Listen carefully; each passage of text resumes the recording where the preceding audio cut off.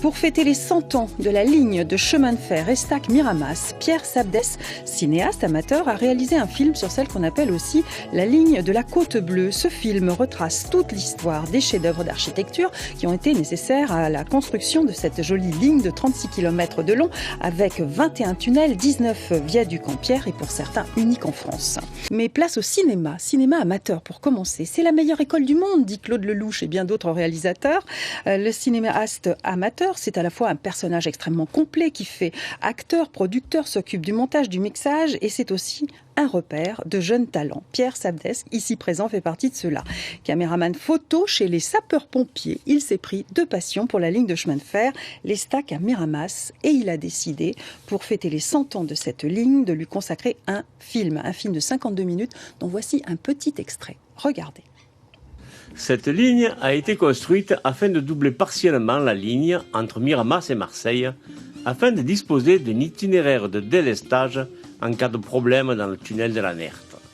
En 1904, la ligne a été déclarée d'utilité publique.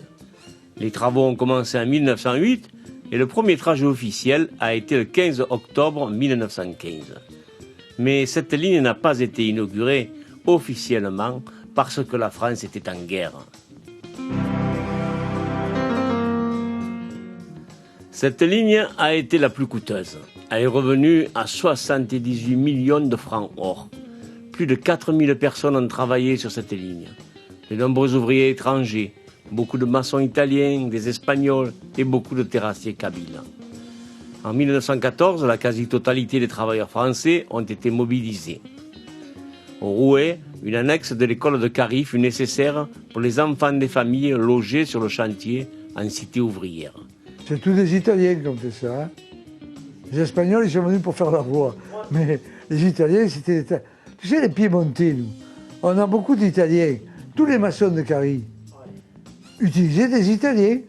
Olive et compagnie. On y a créé une école. Il y avait 2 classes au Rouet. Avant que je vienne, hein. Uniquement pour les travailleurs qui faisaient la voie. En 1915. Il y avait... Tu as connu, ça, toi, des baraques en bois de l'armée américaine. Tout le long du Rouet, et on logeait les travailleurs avec leurs familles, là. C'était tous des Italiens et des Espagnols. Voilà un extrait du film 52 minutes. Pierre Sabdès, vous en êtes l'auteur. Je disais, vous avez un peu tout fait, à part le montage. Vous avez commencé par la fin, vous avez commencé par les images avant d'en écrire l'histoire. Mais pourquoi pas? Après tout, voilà, le résultat est magnifique. En tout cas, ce qui vous a passionné, c'est de faire les recherches. Et vous avez fait des trouvailles vraiment insolites. Oui, essentiellement sur des photos. On a trouvé des plaques de verre dans une décharge, des photos qui avaient à peu près 100 ans. De la construction des tunnels et des viaducs à Carry-le-Rouet.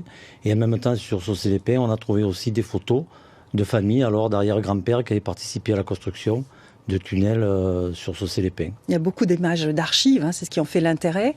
Voilà, oui, il y a un intérêt parce qu'on est toujours en train de rechercher, ça permet de fouiller, de comparer, de s'assurer que c'est la bonne information, quoi, pour pas faire des erreurs, quoi. Alors ce film fête les 100 ans de la ligne de chemin de fer, je rappelle l'Estac-Miramas, que vous avez célébré en grande pompe l'année dernière, comme si elle avait lieu en 1915, parce qu'au moment de sa création, rien ne s'est passé à cause de la guerre. Oui, les ouvriers qui ont participé à la construction de cette ligne sont partis au front. Voilà. Ils ont été remplacés par d'autres ouvriers. Et c'est pour ça que cette ligne a continué à être construite, quoi. Alors vous avez retrouvé les poilus, vous avez reconstitué, hein, vraiment. Alors si vous voulez, ça s'est fait sur Martigues, c'est le Souvenir français qui a permis de faire cette reconstitution. Et ils ont fait une inauguration symbolique, quoi, avec le ruban, la plaque, tout ça. Ils ont fait venir une machine à vapeur, tout ça d'époque. Très bien. Alors on est en train de se promener au long de cette côte bleue, on l'appelle aussi la côte bleue, absolument magnifique, qu'on peut toujours emprunter. Oui. Elle n'est toujours pas électrifiée sur une partie. Alors à cause des tunnels, techniquement, on ne peut pas de l'Estac, si vous voulez, à Port-de-Bouc. La ligne n'est pas électrifiée de l'Estac, de Port-de-Bouc à Miramas. À Miramas, voilà. Et aujourd'hui encore, 14 circulations quotidiennes. On en a parlé aussi il y a quelques jours ici dans cette émission, puisque elle permet d'aller de théâtre en théâtre. Vous êtes peut-être au courant de ce Oui, festival. oui, c'est un truc du train bleu là. Voilà, le train bleu, voilà. exactement. Alors votre film, eh bien, vous le diffusez régulièrement, il a un succès fou. Prochaine diffusion le 12 mai au cinéma Marcel Pagnol à Martigues. L'occasion de découvrir l'histoire de sa construction totalement exceptionnelle. Je rappelle, une ligne qui possède 18 viaducs et 23 tunnels, dont 2 ouvrages vraiment remarquables. L'un est unique en France. Alors, il y a le viaduc des Eaux Salées, qui se trouve entre la commune d'Ansuès et de Caril-Rouet. La particularité, il comporte une arche de 50 mètres, puisque vu qu'il y a une source salée, elle n'aurait pas résisté à l'érosion. Ouais. Et en même temps, le viaduc de 40, qui sépare l'étang de Berre à la mer Méditerranée, c'était unique en France. C'est un pont que la SNCF nous a fait tourner pour nous. Et on a installé 4 caméras et on a procédé à la rotation du viaduc. Comme des pros. Si vous voulez. Si. Alors je rappelle que vous travaillez entre guillemets, vous vous amusez à faire des films de qualité au sein d'une association Cari Vidéo, c'est ça? Voilà. Je voulais remercier toute l'équipe et en particulier Robert Chevalier qui a fait le montage. Qui m'a supporté parce que nous avons tourné les images avant d'écrire le scénario.